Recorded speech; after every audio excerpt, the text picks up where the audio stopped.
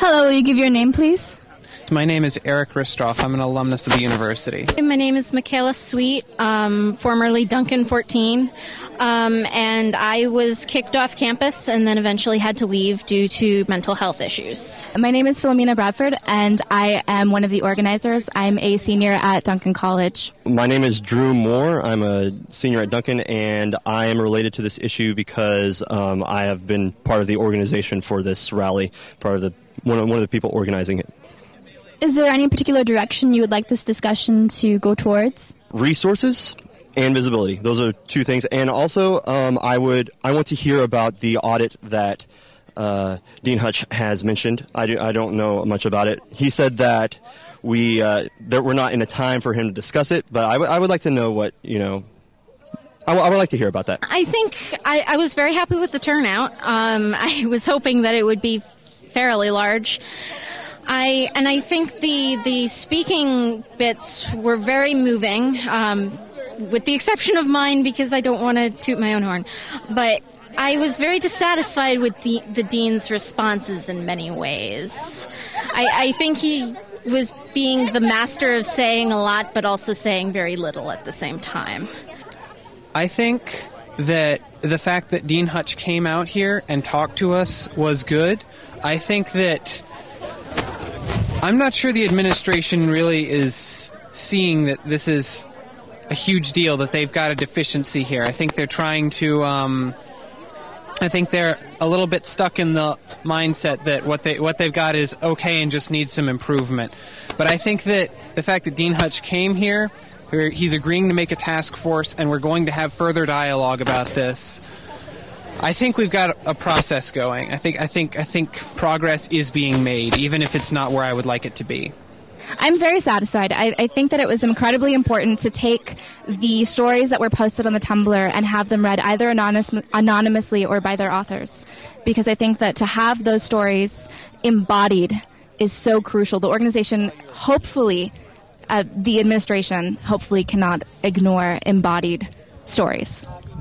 I am very pleased with the turnout. That is the thing that I'm most happy with. At least 200 people showed up.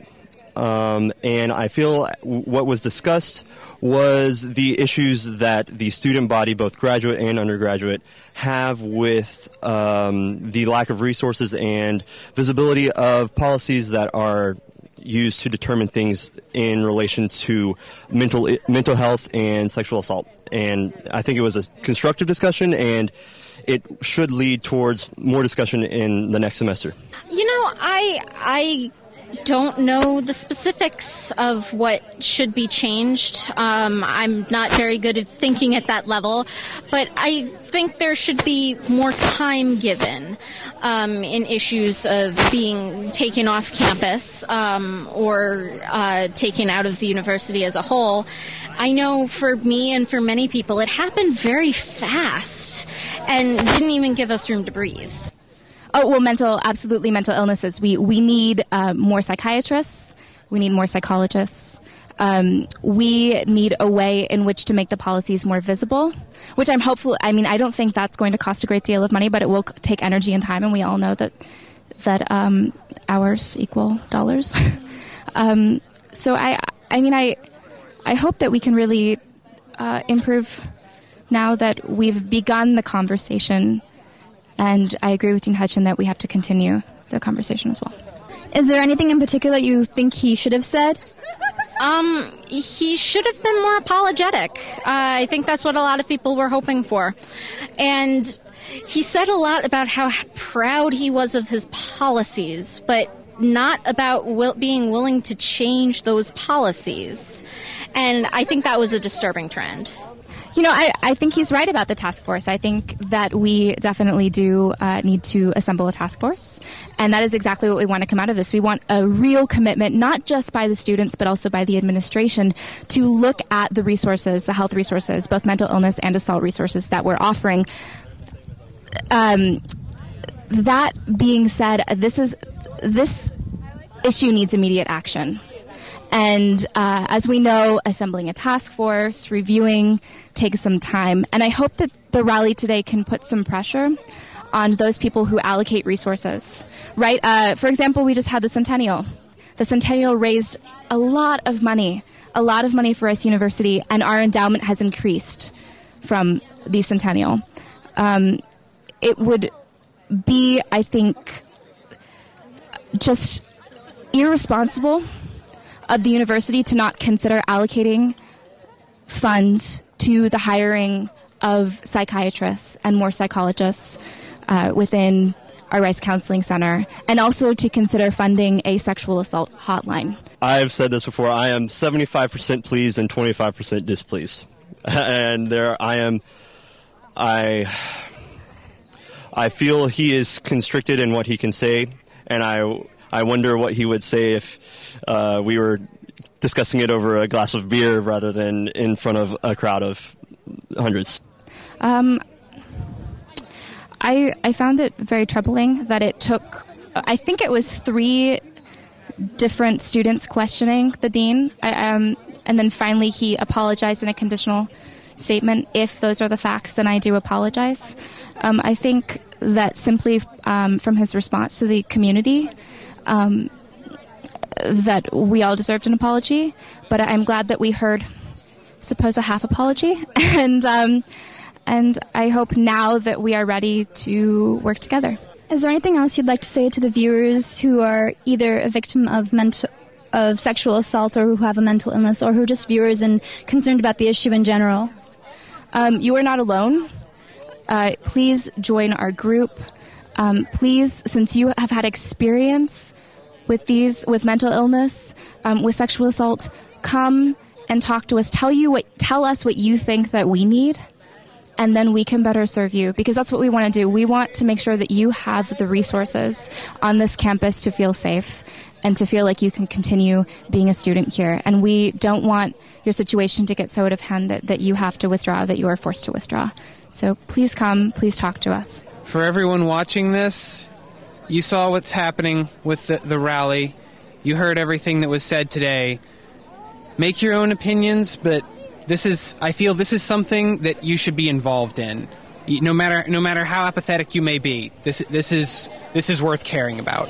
I think there are a lot of ways for Rice to improve, as well as there are lots of ways society can improve in their dealings with mental health issues. But I think we just really need to start making progress. Voice your concerns. That's what I would ask. I would ask that people voice their concerns and be loud. They don't have to be open about their stories like some have chosen to be, but I hope that Olivia's stories and the many others that have come forward inspire them to be vocal about what they think should be done. Hello, Mr. Dean Hutch. Would you like to give us a few words on how you feel today's rally went? I was really pleased to have the opportunity to have the conversation with the students here. I hope that they were pleased to have the opportunity to hear from me. I think this is the start of a long conversation that may be actually sort of a constant and eternal conversation that we have about what are the most serious issues on our campus, which is the wellness of our students, particularly their mental wellness, and that providing the appropriate resources and support and having those in place to make the best decisions we can for our students is a high priority. What would you like to say to those who are not necessarily satisfied with your responses today at the rally? I hope that students understand and trust that all of us who work with me, all the people who work with me and I, have only the best interests of the students at heart. It's why we do our jobs, and that we are constantly reevaluating our processes. We are constantly reevaluating our resources to try to make sure that we are doing the very best that we can by our students. I know you said a lot of different things about what your responses, about what you think that the university should do, and like about dialogue with students and with different organizations. What do you think is one of the most important aspects that we can do in that respect? I think that there are two kinds of conversations that need to take place. One is, I think, and this is a conversation I just had a minute ago with some of the students, there really needs to be a campus-wide cultural awareness, particularly having to do with issues of physical assault, sexual abuse, relationship abuse, that we need to have a greater acceptance on the campus that happens. acceptance is the wrong word. We need to have a greater knowledge of the fact that that happens and not accept it, not permit it. Speak up and defend those who have been abused. I think that is an issue of culture for the entire campus, so that people who are in those situations know that they have the support that they need. The other is, it's really important that students trust that we are providing them the resources that they need when they are in times of extreme stress or even crisis. They need to be able to turn to those resources and count on us to be there to provide them the support that they need. Many, many students, the overwhelming majority of students, report to us that they do get the resources that they need. But in a conversation like this, it's also clear that there are some students who don't trust that, who don't have that confidence in the system. I think we need to have a conversation in which there's sufficient transparency about what we do and how we respond to problems, that students will know that they can trust us when they come to us. That's the most important part of the conversation that we started today, is making sure that we have that trust in place. Is there any last comments that you would like to say to any viewers or to anybody who is a victim of sexual assault or who has experienced mental illness? If you're a victim of sexual assault, we want to hear from you. We want to support you. We want to pursue your complaint. Any student on this campus who is found to have been to have committed a sexual assault or to commit any kind of violence against another student or any kind of abuse against another student is going to be dealt with severely, and that is in fact our history here. So I want people to have confidence that they can come forward and tell us the events that have happened to them in their lives. That is absolutely vital to us. Likewise, students who are struggling with mental health issues, if there are challenges that they face either psychologically or emotionally, and they need additional assistance, they need to know that they are surrounded by resources on this campus and that we are here to help them.